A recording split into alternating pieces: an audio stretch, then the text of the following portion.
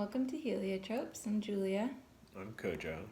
and today we're going to be talking about Gender.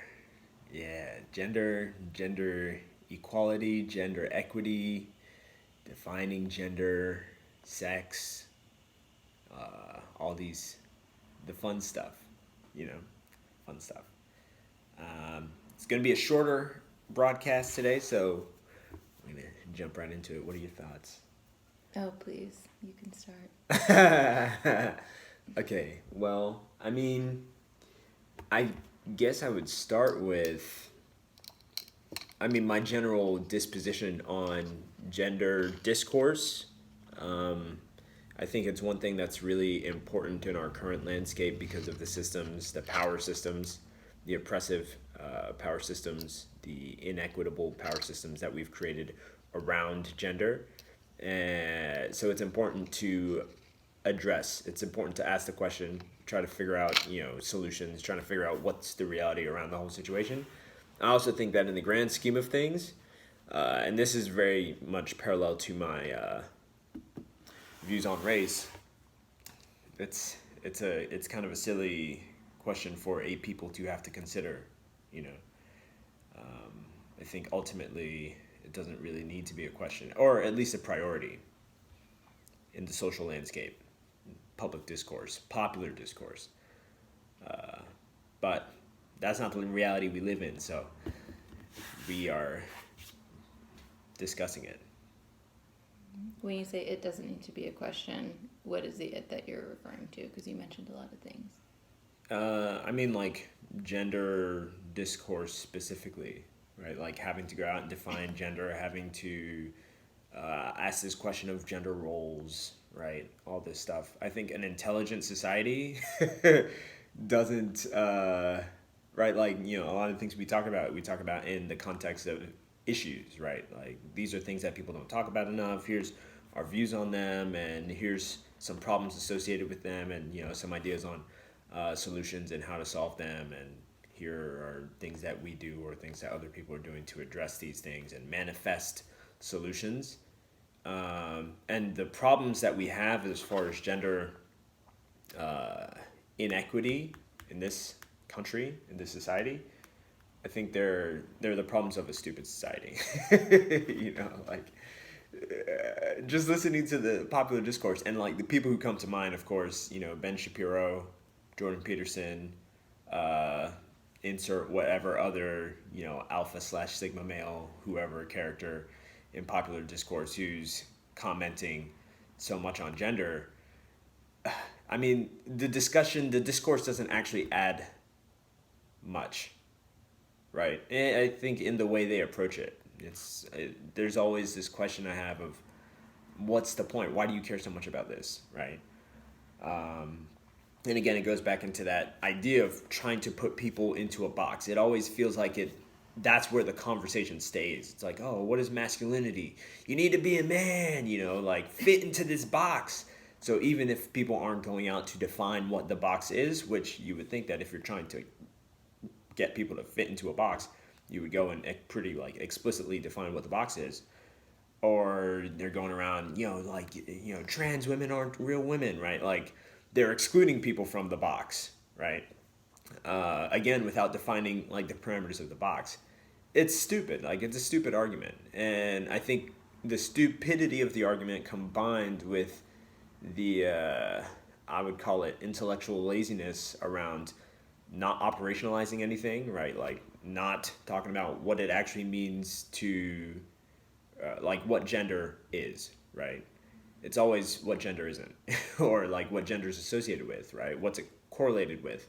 But there's no actual discussion of what it is, and it plays for views. That's about it.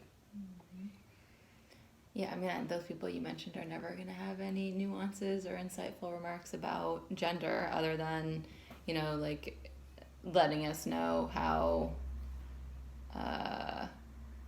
alpha males, and I don't even know if it's specific around like race either, want to continue to consolidate power.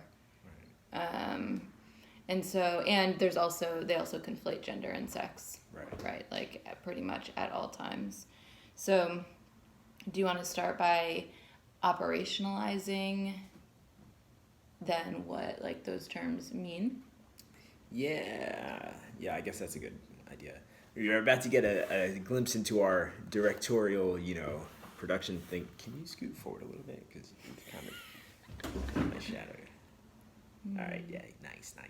Great. So as far as operationalizing these things, I'm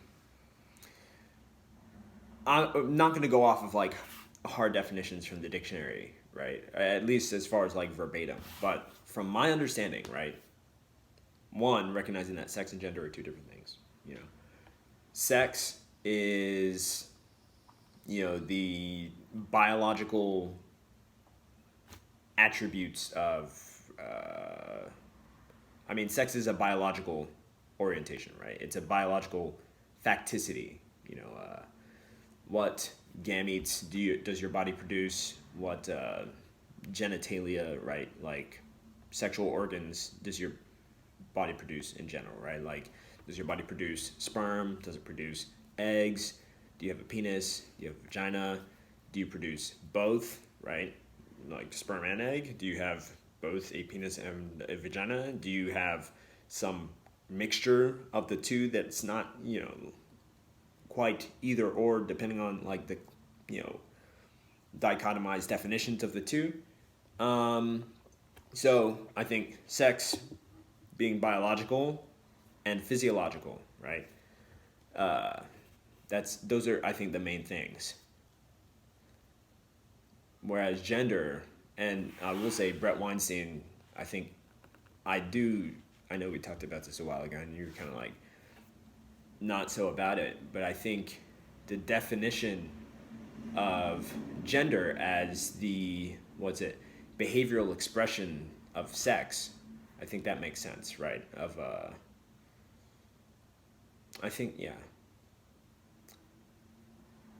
It's behavioral expressions of sex. Some people define gender as social expressions of one's sex.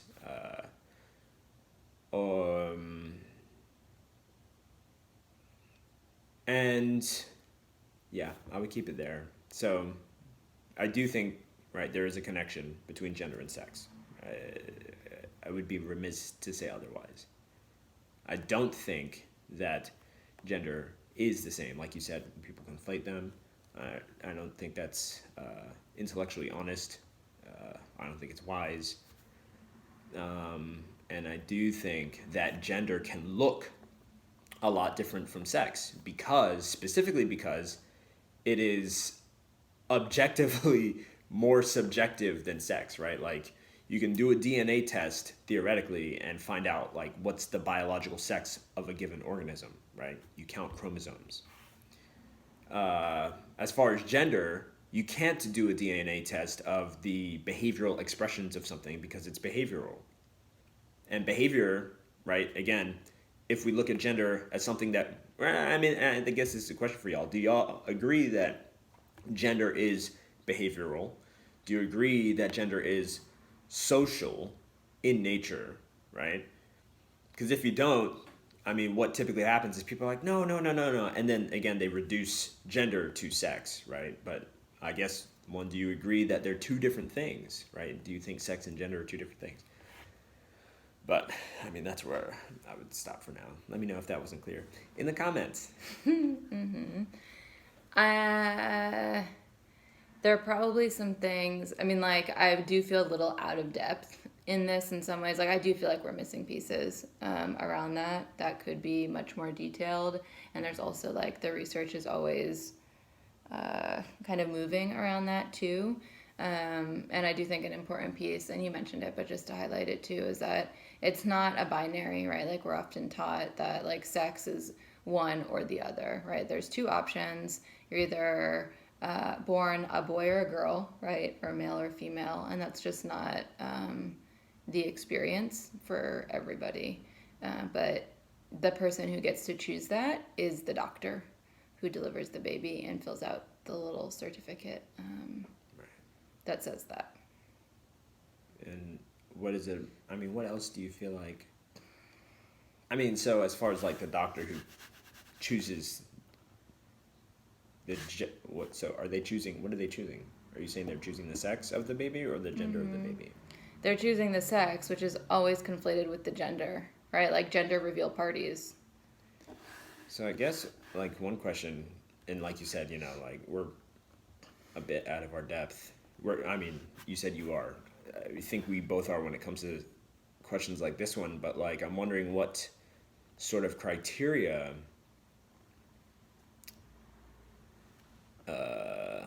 doctors use. Like, what heuristics do doctors use when it's not clear what side of the gender dichotomy someone falls on, right? And again, recognizing that gender dichotomy different from gender spectrum, different from like gender array, right? Like the gender dichotomy is like there's two genders and you fall on one side, right? And then the question is, no matter what you are, you fall on one side or the other. Gender spectrum suggests that like female and male are on opposite ends of the spectrum, and then there's alternatives in between that are less clear and more fluid, and somewhere in the middle you get both. And then gender array, or oh man, am I talking about? Oh my gosh, see, and that's one of the things is that it's so easy, so easy to end up conflating gender and sex, right? Like I'm trying to describe these things in terms of sex, right? A sexual dichotomy, female, male, and a sexual spectrum, right? Female, male, something in between, like a bunch of things in between. And then a sexual array, right? That's, female, male, intersex. Forgive me. I don't know the terms that are in vogue, right? But like hermaphroditic used to be used to describe. Well, see, and then there's the question of why, because I think, when we're talking about academia defining these terms and popularizing them, there is an issue with that, right? Like if the terminology that is correct, that is politically correct, also have a problem with the term politically correct, even just breaking it down, right? But if the terminology that's correct to use is is not known, right? Like by common people, common parlance, then what good is it, right? Like what is the actual value of being politically correct in that context? I mean, I don't think it's not politically correct. Like, it's just what certain communities prefer language to be used. That doesn't make it politically correct. But, I mean, even as far as, like, certain communities, right? Like, who? Like, who is going out there and saying this? Who is going out there and being like, these are the words that we want to use, and who did they talk to, right? Like, how did they become representatives of whatever community? And then what are the alternatives that they're putting out there? They're like, oh, no, we prefer to be called this, right? Like, what it reminds me of is, what a lot of gender discourse reminds me of today is, like, the discourse around autism advocacy, right? Like, even 10 years ago, like, we were having these conversations about, autism and autism awareness, and right, we look at the community today, right? Like, as far as, like, what autism advocacy looks like today, and now, more so than 10 years ago, is a bunch of advocates who are actually autistic, right? And advocating for themselves and saying things like, 10 years ago, the movement was a bunch of able-bodied, right, non-autistic white folks who were, going around and, saying things like, oh, like, we're just trying to put the right, like, autism was represented as the whole puzzle piece thing. And, like, now that's offensive, right? And it's offensive in large part because it's like the autistic community has actually come out and been like, yo, this does not actually represent faithfully our condition, our approach, our worldview, all of these different things. So I'm making that connection to this as far as saying who is because I don't know. I don't actually know who's out there, who the advocates are, who are saying, anyway. Yeah, I mean, I think it's pretty common in historical context for language to be used, right, by like the dominating, oppressing class to cause harm and violence, right? And like that language is always shifting. So yeah, I mean, your point around that language being out there more and more is well taken. And also, I'm assuming it is out there more and more. And you also need to be, not like you, but right, like you're only going to know that if you're in touch with people in those specific communities, right? Because certainly like the oppressing class is not going to come out and be like, here's all this, like all these new languages and terms for all these people that we're oppressing in these different ways, because they don't want to use it, right? And also the puzzle piece thing for autistic people is representative of, I think, a specific group, like a research group that raises money, and they don't actually like do what they do with the money. It's like some of the breast cancer research companies, right? Like they're not actually, they're paying people. They're not like paying for research and support and things like that. So I think maybe your question before we got to here was going to be about how doctors, what like parameters or information doctors use to assign sex at birth. Right. And when there's a question, right? When it's not clear. Yeah, and so I think there's a pretty significant history of doctors either making that decision on their own and sometimes making the decision to do some sort of surgery if there was an intersex baby, and making it, quote, more clear for the child and their families. I think sometimes like families were consulted. Right now, I'm not really sure what happens. I would imagine both of those things probably still happen, and there's probably also a greater amount of births that don't really result in either of those, and babies are identified as intersex on their birth certificates.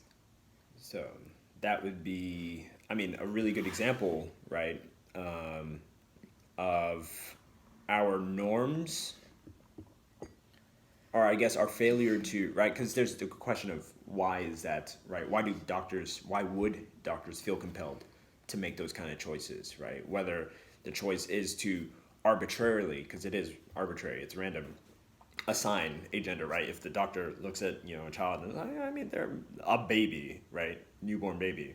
And they're like, that mostly looks like, fits into this category. And they're looking at genitalia, right. Just to be very clear. Right. What motives, what incentives are there for a doctor to feel compelled to make that choice, right? And of course, we can look at, of course, in this paradigm, parents are going to want to have a clear idea, right? Like the idea of being a parent who is raising a child they can't gender, immediately, right? That has its social implications. And again, there we get into the relationship between gender and society, right? Specifically social interaction. So, I mean, there's incentive there. And then also, as far as when it comes to more severe, modes of operating, like sex organ genitalia, what's the term? Surgery, right? For sex assignment or reassignment, and thinking about all the consequences of that downstream, especially if you get stuff wrong, so to speak. I don't know. I think there's just, there's all these questions as far as. And I mean, there's a lot of power in it too, right? Like, there's like societal stigma and shame, right? Like a long history of that around the LGBTQ community and what that would mean, right? Like the assumed, the assumed meaning of that for the child, like for an intersex baby growing up, and their parents. And then there's also a ton of power, right? Like that the doctors, who we know at that time, we talked a little bit about very crude history of like doctors pushing midwives out, right? And like that most doctors were white men. I mean, I'm assuming that statement is still accurate today, by a pretty hefty percentage, right? And so there's also a lot of this power being yielded to, I mean, ultimately kind of like create societies, right? Like, or expectations in some of these ways by either like assigning sex in that way, or doing some of those surgeries before, like, right, that, I mean, yeah, there's no consent whatsoever. Sometimes the parents weren't even consulted or consented and probably still aren't. Yeah, and I would say not even just create, but to perpetuate, right? Like the same society that produced that over representation of, like doctors, as far as white men doctors, uh, produce the values that those doctors are taking into the operating rooms and using to feel compelled, to assign genders, assign sexes, and do stuff outside of that, right? Like, or rather, assign sex either nominally by name or surgically, right? By, like Julia said, further clarifying the sex of an infant. I think we've got like 20 minutes left, and I can talk about this all day.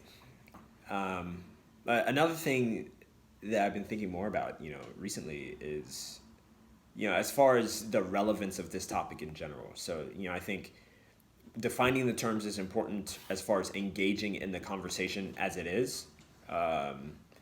But I also think there's a question of what do we need to know in order to understand this conversation on a broader, deeper level. And one of the questions, so a question from a while ago, right, this is something we've talked about, is gender, right? Because y'all know a little bit, at least, about like my views on race, right? Race as a dichotomized system of oppression, that's even stupider than gender, I think, in the sense that there's no grounding, right? There's no biological grounding for race. Like, again, you can do you understand there's a connection between gender and sex.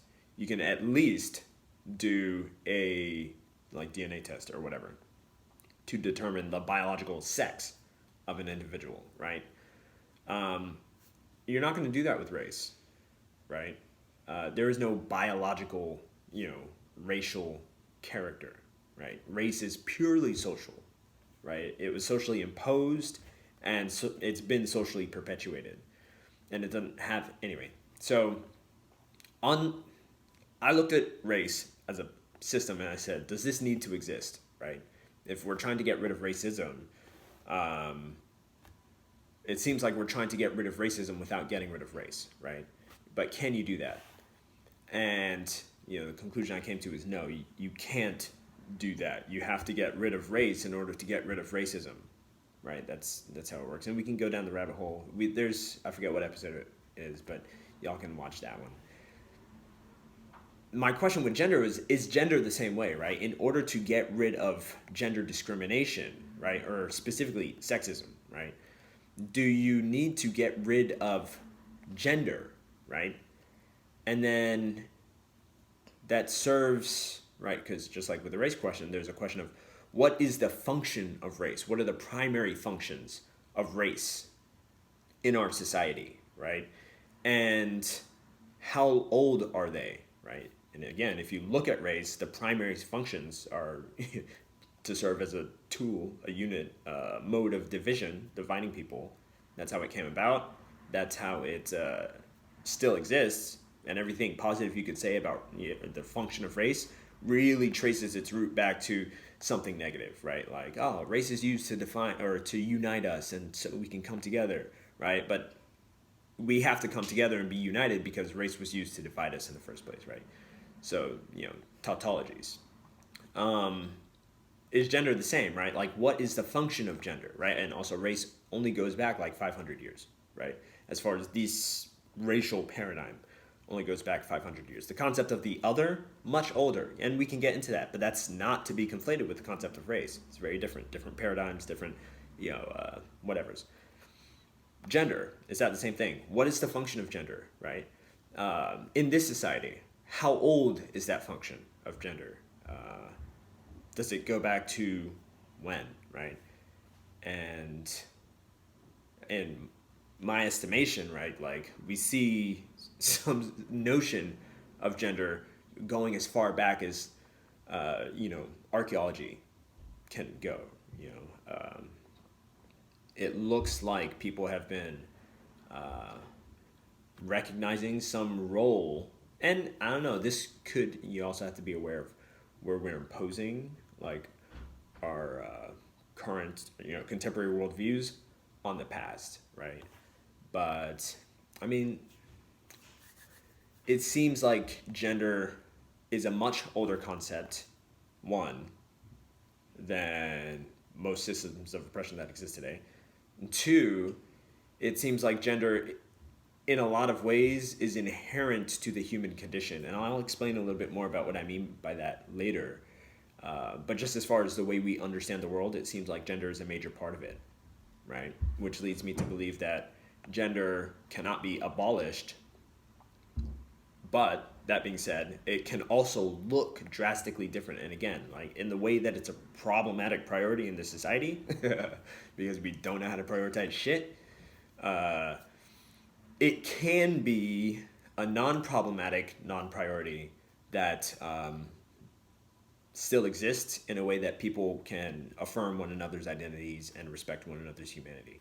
Right? So, thoughts? Sorry. Thoughts. I mean, I agree largely with what you're saying and the way that, I don't think that gender is ever going to be abolished or that it would necessarily, like abolishing it wouldn't achieve this end goal of equity in some capacity. Like, I don't think that's necessary to achieve, like greater respect and, I don't really like the language of equity around that, but like you said, like it becoming a non kind of priority, or it shifting. And something that like struck me the other day, and like when we talked about this before, right, like we talked about much older civilizations and communities, and that things may have been divided by gender, but that all of those things needed to happen for the community to function together. So it's not that any of those things were necessarily looked down upon or devalued in any capacity, so that the community members weren't devalued based on, right, like their sex or gender, because all of those, everybody was providing value in some sort of capacity. Right. And the other day when I was listening to How Europe Underdeveloped Africa, there was, Walter Rodney talked about or wrote about, and the person who is so kindly reading it on YouTube, talked about like with capitalism and colonization and the shift towards like factory work to produce all of these goods to then be like exported for all of the colonizing countries, right? Took like a lot of African men out of the homes and into like this factory work where they were earning money, as opposed to doing like some of the other like work in the community or work in the home, or like other kind of like farming work that wouldn't necessarily produce money. And in that capacity, like homework all became devalued because it wasn't then, like, there was no currency being received in that capacity. And that was really like pretty enlightening, like thinking about, because we have that conversation all the time, and well, some people in the United States have that conversation all the time, and really around the globe, right? That like, quote, women's work in the home is often devalued, right? Like around childcare, taking care of the house, like doing all this stuff, right? Like none of that is paid for, so it's just considered like devalued, and men need to be out in the workforce and earning all this money. And that's a huge issue with equity, right? And like what I mean, it's always very dichotomized, like what women are able to achieve um, in society and how they're valued and respected, or in this case, like not valued and not respected. So that was like linking it, like, I mean, what you said about the idea of like our idea of gender and what that looks like, not going back very far. I mean, it goes back far enough, but right, like that's in, we're talking about like the 1800s or like the 1900s, right, where that is really shifting kind of in that capacity. Um, yeah. Yeah. And I also want to, I mean, I guess two things, right? One, shout out Claudia Jones. Yo, she's long deceased, but ancestor Claudia Jones, who was, if you're familiar with like Angela Davis's Women, Race, and Class, like a lot of that body of work, that small body of work and research came out of like a much larger body of work and research that Claudia Jones had done as far as paving the way. She was like a Marxist Leninist, back in the day, and really just brought this kind of that intersectionality, right? Women, race, and class, right? Uh, to the forefront. So, a lot of the things you just shared remind me of obviously Women, Race, and Class per Angela Davis, which, goes back to Claudia Jones and this Marxist analysis of, the labor value. What is it? Anyway, the labor theory of value. And yeah, shout out. And then, so another thing coming out of that body of research, right, an observation, is that when we talk about gender dynamics, or as far as gender expression, keeping in mind that, right, because I'm thinking about, how far back does the European paradigm of gender oppression go? And you could argue it goes back as far as like Europe, right, where peasants were oppressed, right, and peasant women were more oppressed, right. But the reality is that in a society like feudalism, or at least the reality as far as we understand it, is yes, I mean local lords, right, people who had consolidated centralized power had a sort of dominion over everyone, right. As far as relationships within the households, right, between wives and husbands, gender dynamics were, I mean, they were more equitable, right? Because yes, the work might have looked different, and this gets into a whole nother thing about like emergent outcomes versus implicit de jure outcomes, which I want to address in a bit. But my idea is that whether you're talking about like peasants in a European feudal society, or even like slavery, right? Enslaved Africans in like the American South, or throughout the Americas, but specifically in the American South, like 200 years ago, gender dynamics, gender relations were not characterized by this huge perception of an inequity here, right? Like that we have today. Largely because, right, as far as power is concerned, right, you understand who has the power in that society, right? Power is heavily consolidated, heavily centralized, at least as far as the community is concerned, right? Maybe not as far as the nation or the nation state, but as far as the community is concerned, like it's clear that someone has disproportionate power, right? So then it comes down to these little things, but also keeping in mind that even the little things day in and day out, outside of subsistence, activities, were largely governed and influenced by the consolidation, the possession of power, like disproportionate power, by these figures, right? So like what you could do as an enslaved person on the plantation is so thoroughly informed by what the master of that plantation, right, the slave owner, the what do they call it, kidnapper, torturer, or whatever, in chief, is so influenced by what they can do that this question of gender equity, right, is like, oh, okay, and it was very similar for a lot of communities in feudal Europe, right, from like England and France to Russia. Yeah, go ahead. I will say with like the caveat or also the piece that there was always sexual violence. Right. Most often, women were the victims of the sexual violence. Right. I only say right because, again, that comes down to a certain idea. I think that argument, so, I was reading, what's this, Foster? Robert Foster, something Foster, wrote a book, The Sexual Violations of, African Men During Slavery, right? And I read that book. Well, I'm really technically still reading it because I'm always still reading whatever book I started. But I think, the central contention there is that, like, yes, is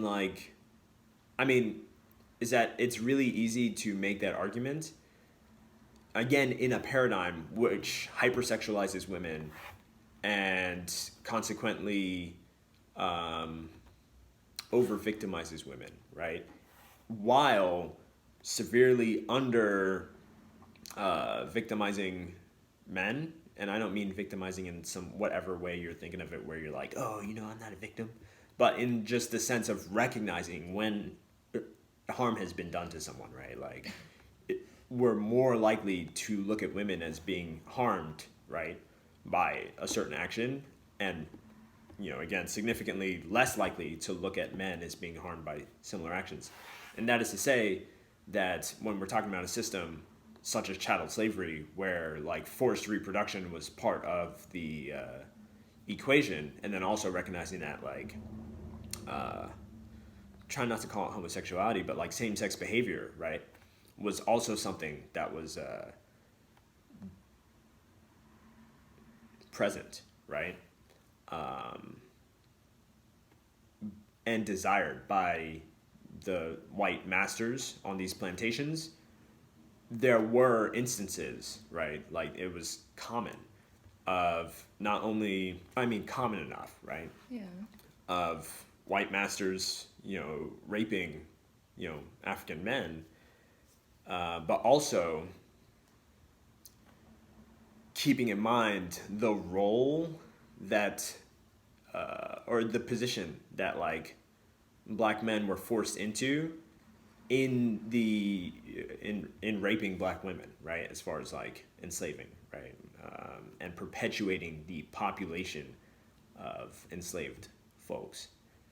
So that's not to discount anything you said, because yes, it is important to remember that, like, and like acknowledge that with under this patriarchal system of oppression, there's always going to be this added element, not even added element, but like women specifically are going to be more susceptible to, or vulnerable to this element, the sexual element, the element of sexual violence.